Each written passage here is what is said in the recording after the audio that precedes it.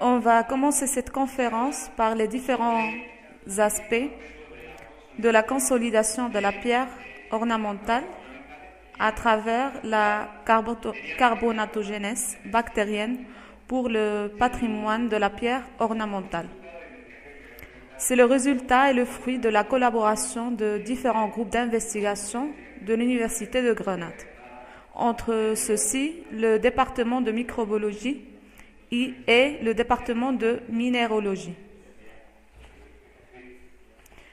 C'est le résultat d'une longue recherche qui a commencé aux années 90 et ses fruits les plus éminents les a donnés ce dernier siècle.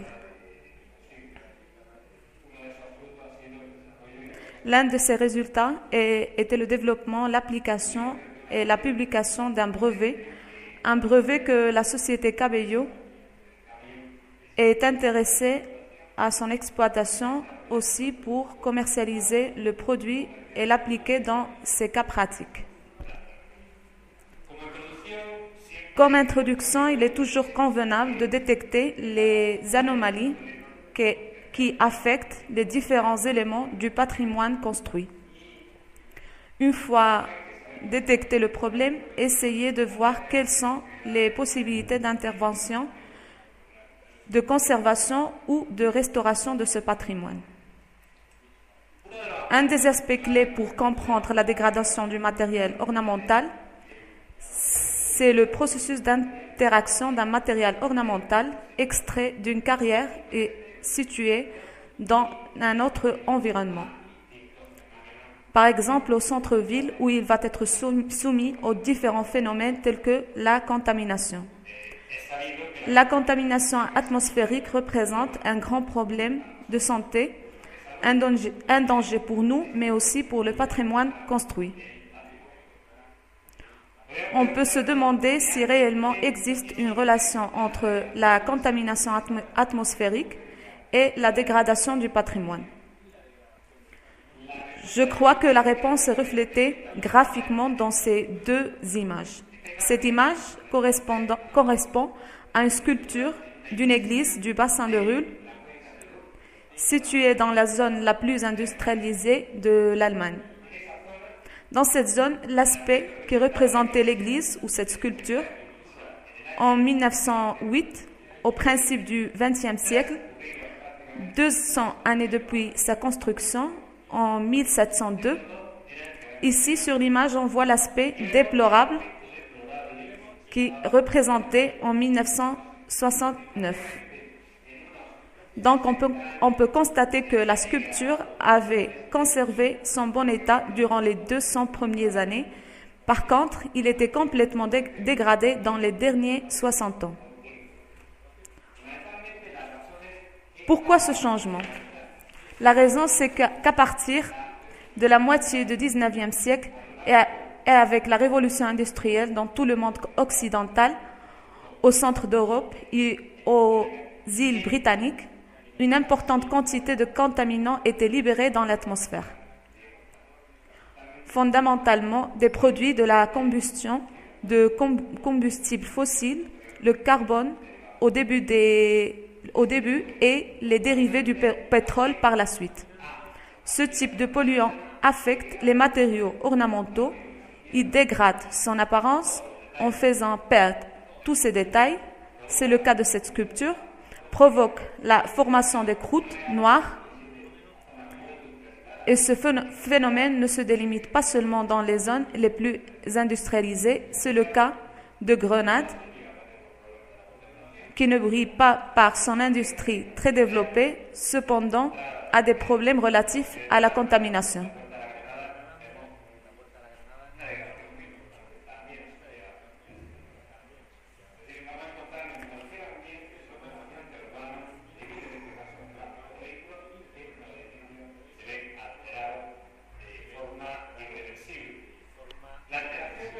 Ici, on voit la formation des croûtes noires dans la chapelle réelle à l'entrée du forêt de l'Alhambra.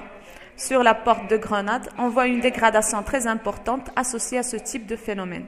Autrement dit, on peut trouver ce phénomène dans n'importe quel milieu, surtout dans les milieux urbains à cause du trafic de véhicules qui altère d'une manière irréversible tout type de bâtiment. L'altération n'est pas due seulement au phénomène de contamination, nous pouvons avoir une dégradation de matériel par contamination, une formation de croûte noire associée au processus d'altération chimique qui change la composition du matériel, se ressout et se transforme les carbonates en sulfate, entre autres phénomènes. Il y a aussi des phénomènes d'altération physique appelés altération par cristallisation des sels, autrement dit l'humidité typique qu'on voit sur les murs de n'importe quel bâtiment, tant qu'ancien que moderne, due à cette cristallisation des sels qui provoque une pression de la mine du matériel en le détruisant.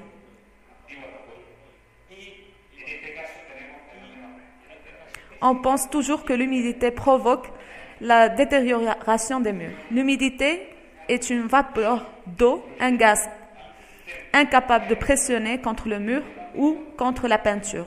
Ce sont les sels de cette humidité qui font la pression. C'est un problème important, des problèmes qui se combinent avec d'autres phénomènes d'altération biologique. Ici, on a l'exemple extrême de Angkor Wat en Cambodge. Dans ce cas, nous avons des phénomènes d'altération physique et chimique. Dans ce cas, ce sont les racines qui se croisent, appuient et détruisent une partie du temple. Mais il y a d'autres phénomènes aussi biologiques, par exemple l'action de micro-organismes qui provoquent des pathologies, des phénomènes de biodégradation. On va voir que les micro-organismes peuvent être d'un côté un inconvénient, mais tout de suite, nous verrons que c'est le même ou d'autres micro-organismes suffisamment dressés, entre guillemets, c'est-à-dire alimentés d'une forme très spécifique avec un nutriment créé spécifiquement pour ces organismes et qui peut être la solution. On va voir une biodétérioration, un micro des organismes, et ce que nous allons voir aujourd'hui, ces micro-organismes, ils vont être les assistants qui vont permettre de nous conserver d'une forme efficace et durable le monument historique altéré. On peut le constater dans cette image.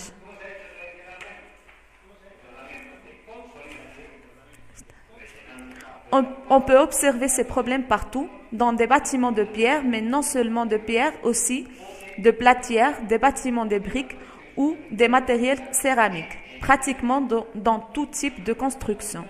Et la manière traditionnelle de les attaquer, c'était d'essayer de rendre à ce matériel ses propriétés physiques, sa cohésion, son degré d'intégrité, de résistance mécanique qui a perdu afin de récupérer son apparence originale. Comment on le faisait traditionnellement? Avec un traitement de consolidation en remplissant une partie des pores et en essayant que la matière agisse comme une colle de protection, c'est-à-dire une protection superficielle pour éviter le dommage, ou bien éviter que le phénomène qui provoque ce dommage pénètre à l'intérieur des pores. Cela est traditionnellement obtenu avec des produits tant organiques comme inorganiques. Les organiques, grâce à sa versatilité, un système facile, mode d'emploi simple, on peut citer comme exemple des produits organiques les plus utilisés. La résine alkite, les polymères, différents types de racines meulées. On peut trouver toute espèce de polymères organiques qui ont été utilisés comme protecteurs et comme consolidants. En ce qui concerne les produits inorganiques, on peut citer comme exemple eau de chaux, un traitement classique qui était déjà utilisé à l'époque romaine. On peut trouver autres produits inorganiques tels que le silicate de calcium qui génère un gel aussi populaire dans la conservation et la consolidation du roche ornemental. L'entrave qu'on peut trouver, c'est quand nous traitons le matériel avec des matériaux organiques, c'est que nous traitons réellement un matériel inorganique, une pierre et une série de minerais ayant des propriétés cimentées, mais ils sont inorganiques. Si nous appliquons un produit organique à une pierre de différentes propriétés physiques, et chimiques et différentes solubilités, etc. Nous observons que le matériel ne pénètre pas suffisamment et forme un film superficiel. Ici, nous voyons un exemple de la racine alkite appliquée sur une roche calcaire poreuse. La racine forme un film comme un plastique au-dessus de la surface. Cela empêche que la pierre respire et ne consolide pas en profondeur, chose qui va entraîner à l'échec ou la non-réussite du traitement. Dans ce cas, on ne va pas obtenir le résultat désiré. On va seulement provoquer plus de dommages que nous prétendons d'éviter. Pour éviter ce type de problème d'incompatibilité ou manque d'efficacité dans un traitement de consolidation et ou de protection, dans nos laboratoires, on a essayé de simuler ce qui fait la nature à l'heure de former un matériel qui a un haut degré de consolidation et qui agit comme un liant de bonne propriété. Comment l'obtenir d'une manière naturelle? La nature est capable de produire un matériel cohérent d'une résistance élevée et en même temps inorganique. C'est le cas de la grande majorité des roches à travers des processus de biominéralisation. La biominéralisation est la formation de minerais obtenus à travers l'action des organismes. On est tout familiarisé avec les biominéraux. Nos dents, les os, ce sont des biominéraux. Il s'agit de phosphate calcique, un produit organique du minerai apatite ayant aussi des molécules organiques, c'est-à-dire il y a certains produits organiques à l'intérieur de nos os. C'est le cas du phosphate, mais si on voit d'autres biominerais, on va trouver que les choraux, les coquilles, les foraminifères ou même les hérissons, ce sont des squelettes formés par carbonate de calcium. Par un processus biologique, ils sont des biominéraux. Dans plusieurs roches, par exemple les roches calcaires, on trouve des restes de coquilles très typiques dans ce type de roche. Ce matériel lui donne une dureté. Si on est capable de régénérer ces biominerais, on peut atteindre notre objectif, que la roche ne perd pas ses minerais. Le problème, c'est qu'on n'était pas capable d'atteindre l'objectif désiré, que les organismes comme les mollusques ou des choraux sont capables de croître et de former une coquille ou une structure minérale dans une roche altérée. Mais on a découvert qu'il existe tout un groupe d'organismes, des bactéries à l'intérieur desquelles il y a assez d'espèces qui sont capables de produire des carbonates calciques par un processus de biominéralisation. Dans ce processus de biominéralisation, on a pu constater comment les cellules de ces bactéries génèrent une espèce de coquille qui s'est minéralisée comme carbonate calcique très résistant. Si on a un nombre suffisant de bactéries qui sont capables de produire un carbonate calcique, on peut arriver à former une espèce de roche, une roche formée par des bactéries. En effet, on peut observer dans plusieurs climats que ces bactéries précipitent un carbonate calcique, par exemple, au sol. Le sol par la dégradation de matières organiques, dans lesquelles nous contrôlons les bactéries hétérotrophes. On trouve des précipitations de carbonate calcique, en formant des structures comme celles que nous voyons ici. En sachant que les bactéries sont capables de produire ces carbonates, on peut penser qu'en lui donnant des nutriments nécessaires pour que les bactéries se développent, se prolifèrent et font que son activité métabolique produit un carbonate calcique. On peut penser aussi que grâce à la taille micrométrique des bactéries, elles pourraient entrer dans le système poreux d'une roche et générer ce carbonate consolidé. La carbonatogénèse bactérienne, c'est la production de carbonate par bactérie. C'est un phénomène très commun qui peut se produire par différentes manières.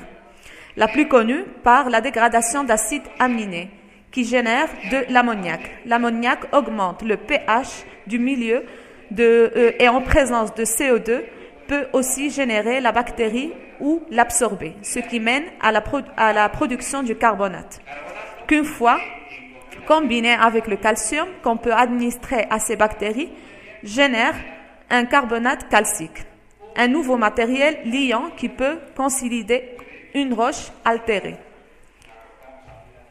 Cette méthode de consolidation a été brevetée et au contraire des autres propositions des années 90, c'est qu'au lieu de prendre les bactéries qui génèrent le carbonate calcique et les introduire dans la pierre en faisant qu'elles agissent pour consolider la pierre. Cette méthode nous permet de profiter de ces bactéries déjà existantes dans la roche, capables de produire ce carbonate calcique et de lui donner seulement les nutriments dont elle a besoin, ni moins ni plus, pour éviter l'apparition des champignons ou les bactéries qui produisent les acides. Il s'agit de donner à ces bactéries dénommées carbonatogéniques juste dans ce qu'elles ont besoin. De cette façon, on va appliquer une solution nutritive pour consolider la pierre et le reste s'en occupe les bactéries. Notre travail consiste seulement à l'administration de ce nutriment qui active la roche. On va lire quelques aspects de ce traitement.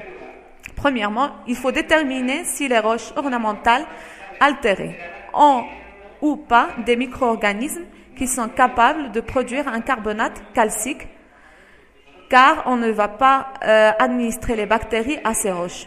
Puis, étudier les cultures sélectionnées et identifier la séquence phylogénétique des bactéries, celles qui apparaissent dans des différentes roches et qu'on a déjà vérifié que 95% de bactéries qui apparaissent dans les roches, comme les roches calcaires ou carbonatées, sont capables de produire du carbonate. On voit ici un exemple de comment se détermine la capacité de produire le carbonate. Ce sont des collines de bactéries où se précipitent les verres d'un carbonate calcique dans une capsule. Ce type de cultures peuvent être faits par n'importe quelle capsule que nous allons contrôler. C'est-à-dire, nous pouvons déterminer si dans cette roche, il y a des bactéries qui produisent du carbonate. On a déjà vu que 95% des bactéries qui existent sont carbonatogéniques, non seulement dans des matériels calcaires, mais aussi une bactérie qui va vivre dans un environnement confortable, un environnement adéquat pour produire des carbonates.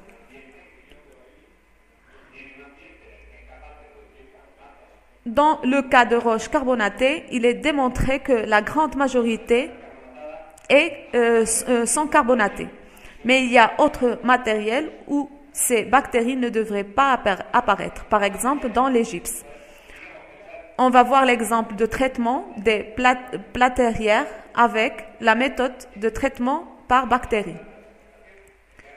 La méthode classique brevetée par les Français en 1992, qu'il s'agissait d'introduire des bactéries au matériel, appliquer le nutriment pour faire croître les bactéries et carbonater le matériel. Notre méthode ignore cette première partie, consiste seulement à ajouter aux bactéries déjà existantes une culture ayant les nutriments nécessaires pour son développement. Comment l'ajoutons-nous? Par spray ou par pinceau.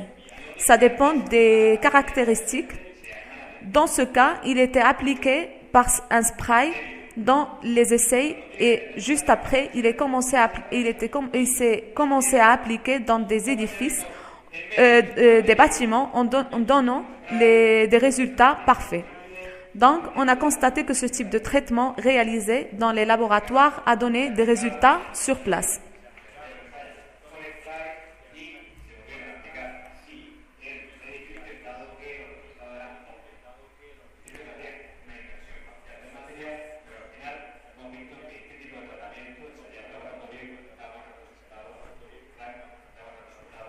Durant les essais dans nos laboratoires, on a évalué l'efficacité du traitement sur place en l'appliquant des différents monuments historiques. Nous avons l'exemple de la partie externe, le deuxième corps de l'église, le monastère de San Jerónimo, un bâtiment de roche calcaire. On a appliqué le traitement sur différentes zones, avec pulvérisation du milieu de culture. Et sur autres zones, on a appliqué aussi des bactéries additionnelles. Une fois traitées et se couvrent, l'application consiste à une application de 6 ou 7 jours pour maintenir le bâtiment humide. Ensuite, se couvre pour éviter la rapide évaporation et au bout de 7 jours, on obtient les résultats.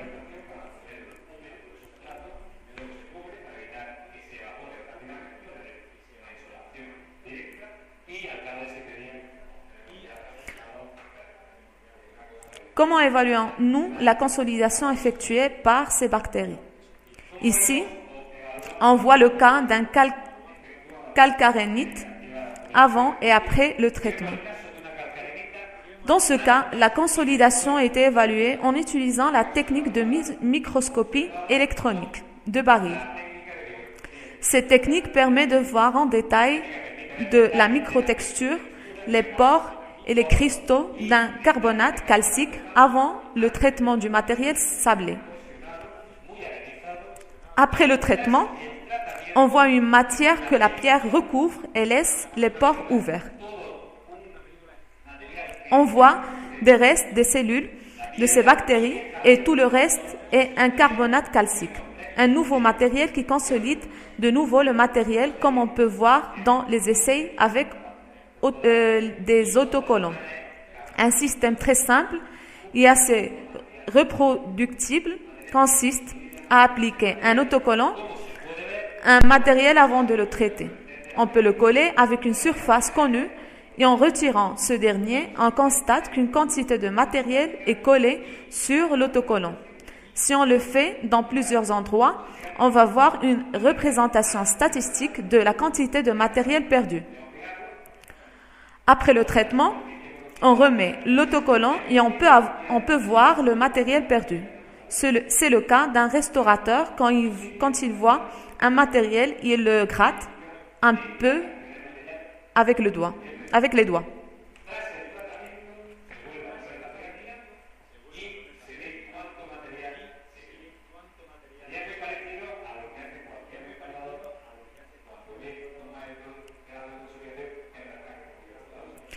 Ici, on voit d'une manière quantitative que le matériel avant d'être traité perd cette quantité de poudre ou de grains superficiels. Et après le traitement, il est réduit à la 5e partie, c'est-à-dire il est très effectif. Ensuite, on va voir qu'il existe d'autres méthodes pour évaluer l'effectivité et pour mesurer la résistance. On peut aussi faire des essais au laboratoire à la résistance d'un bain d'ultrasons. Combien de matière perd avec cette méthode? Avant tout, ici, on voit la courbe qui a perdu une grande quantité de matériel. Et après le traitement, la perte du matériel se réduit énormément.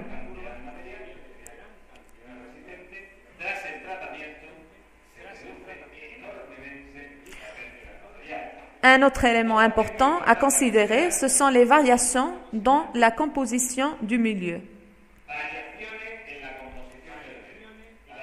Pour arriver au milieu de culture brevetée, on a essayé des types multiples de cultures avec sa nomenclature M3, M3P et on a évalué l'efficacité de ce traitement. Par exemple, avec des bains d'ultrasons, avec les échantillons traités et non traités.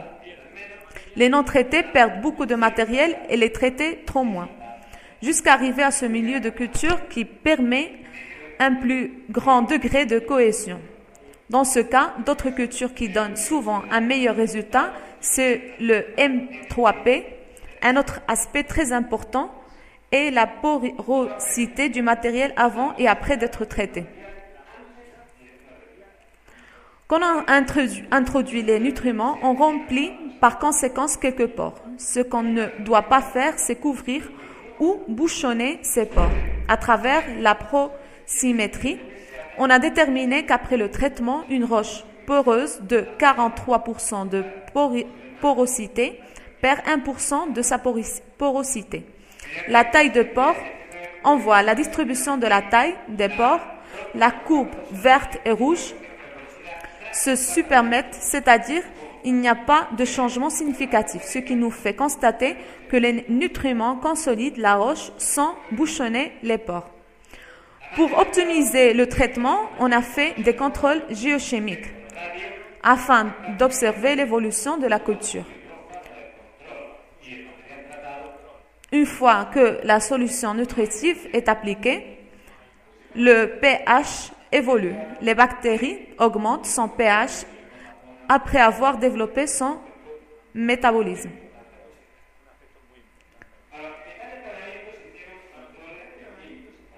Le pH peut augmenter, le pH calcin et la consommation du calcium.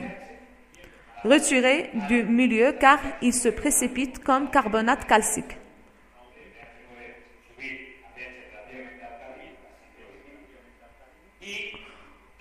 On constate que l'activation des bactéries avec les nutriments augmente le pH et diminue le calcium du milieu. Dans un contrôle sans bactéries, la quantité de calcium est constante et le pH se maintient constant, car il n'y a pas une activité qui augmente l'alcalinité. Le plus important, c'est qu'au bout de 6 jours, la chute de calcium est maximale. Cela veut dire qu'après une semaine, l'activité bactérienne n'est plus nécessaire. Toute la capacité de la formation de carbonate se produit dans la première semaine du traitement.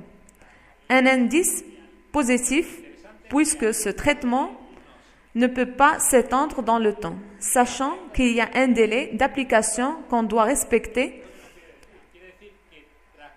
Il s'agit d'un délai standard d'une semaine.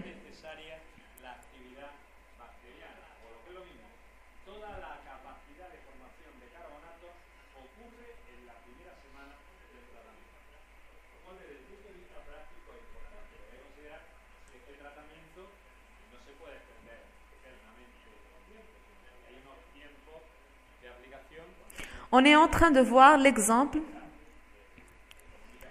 d'un matériel n'ayant pas une composition carbonate. Il s'agit des gypses d'Alcázar, de Guadaira, qui se trouvent dans une zone archéologique souterraine. Ce sont des panneaux complets, très élaborés, mais à la fois très altérés. Comme possibilité de traitement, on a utilisé le traitement par les bactéries. Autrement dit, l'activation des bactéries carbonatogénétiques de ces panneaux de gypse en utilisant le traitement breveté. Avant le traitement, l'aspect du matériel était sous forme des cristaux de gypse. Ici, on voit l'analyse des DEX et on constate l'existence du soufre et du calcium correspondant au sulfate calcique du gypse et que le matériel est très poreux, dégradé et de facile rupture. Si on fait une étude plus détaillée du matériel, on constate aussi l'existence d'un peu de carbonate calcique.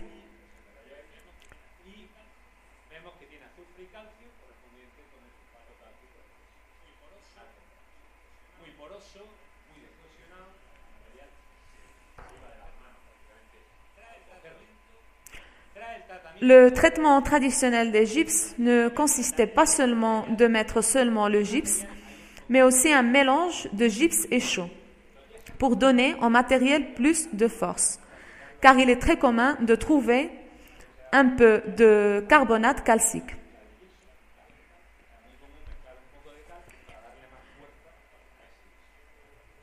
Le plus intéressant, c'est que le carbonate calcique agit déjà comme un consolidant du gypse. D'une manière initiale, par laquelle pourrait compenser le carbonate calcique généré dans la bactérie et qui joue aussi le rôle d'un consolidant.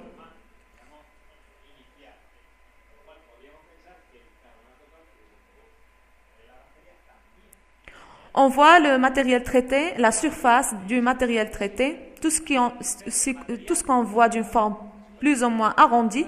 On voit plus la petite aiguille, on ne voit plus la petite aiguille du gypse. Il s'agit du nouveau carbonate calcique qui consolide le gypse. Ici, on va voir une section perpendiculaire à la surface. À l'intérieur, on voit les cristaux d'un carbonate calcique qui couvrent les aiguilles du gypse. Le matériel formé, si nous comparons les résultats par des rayons X avant et après le traitement, il s'agit fondamentalement d'un carbonate calcique. Ici, on voit le cycle du traitement de la variété bactérienne. C'est un polymorphe du carbonate calcique qui a presque la même capacité de consolidation que la calcite. Polymorphe plus stable. Ce type de traitement a été comparé aux traitements traditionnels, aux produits commerciaux très connus, par exemple le Mobital, le polymère organique, un silicate de tilleul, Baraquat, OH et le Paladoid 72, une résine alkyle. Les inconvénients de ces traitements, c'est qu'ils provoquent des fissures ou bien couvrent tous les pores ou forment un film inhomogène à l'intérieur du matériel. Mais l'effet le plus drastique de ces traitements, si nous le comparons avec le traitement bio, on peut constater quand on a fait les essais de résistance au percé. C'est un système très simple. Ici, on a un équipement, c'est une tarière qui mesure la résistance à la coupure. Au fur et à mesure que la perceuse pénètre dans le matériel et cette résistance à la coupure, Newton nous donne l'idée de la dureté du matériel et non seulement sur la surface, sinon tout un profil. Alors quand nous faisons un trou dans le mur avec une tarière et nous trouvons un matériel plus dur, et si tout de suite nous trouvons un morceau plus mou. Cela est mesurable quantitativement en utilisant les échantillons traités avec les 3 traitements qu'on a déjà commentés. Ainsi indica de Turru, Vomital, Paladoid 72 et le traitement bactérien. On constate les résultats sur cette image. Les traitements traditionnels consolident de la surface à 1,5 cm de profondeur. Ici, on a le cas du Paladoid, 3-4 premiers millimètres de la surface et pratiquement il ne consolide pas. Alors que le traitement bio, le traitement de minéralisation biobactérienne consolide la surface et tout le profil de matériel traité. Ce même degré de consolidation s'obtient dans tout le profil traité. On trouve le matériel qui pénètre avec une grande facilité dans le matériel poreux. On peut se demander pourquoi. Parce que les bactéries ne restent pas seulement sur la surface, ils vivent à l'intérieur du matériel. Si nous les activons pour qu'elles produisent les carbonates, celles de la surface et celles de l'intérieur, elles vont générer du carbonate dans tout le profil traité. Je crois que ce sont les uns des grands avantages de la méthode qui commercialise la compagnie Cabello et je finalise cette conférence.